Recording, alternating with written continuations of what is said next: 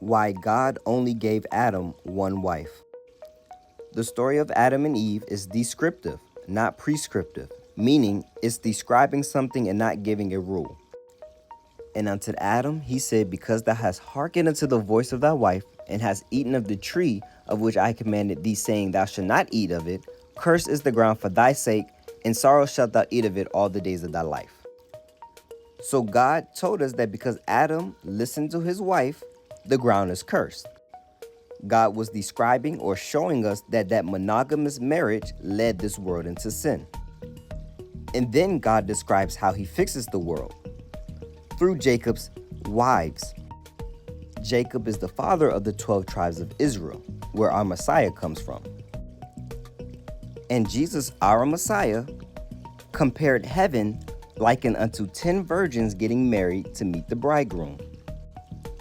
Whoso findeth a wife findeth a good thing and obtain favor of the Lord. That was written by King Solomon, who had 700 wives and 300 concubines.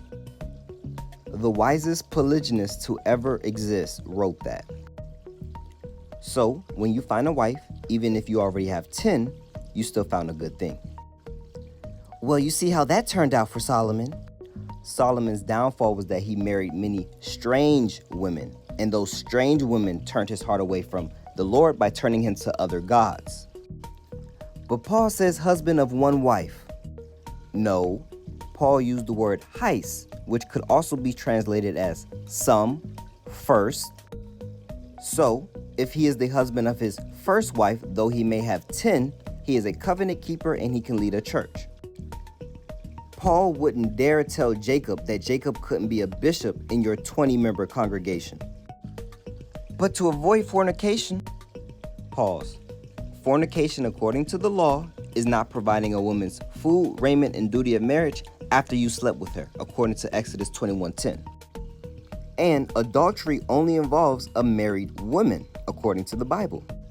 That's why Jesus used the word gunye, not the word damsel, when describing lusting after a woman. Because if you lusted after a married woman, a gunye, then you have committed adultery in your heart. And if Paul was talking to a room of 10 men and 40 women, each man has his own wife and each woman has her own husband. Because a man can have as many women as he can take care of, but a woman can only have one husband. And in the Greek, Paul used two different words for the word own when describing the wife and the husband's own. For wife, communal shared ownership. For husband, exclusive ownership. Go to the link in my bio for undeniable biblical proof that a Christian man can have more than one wife. Subscribe and follow.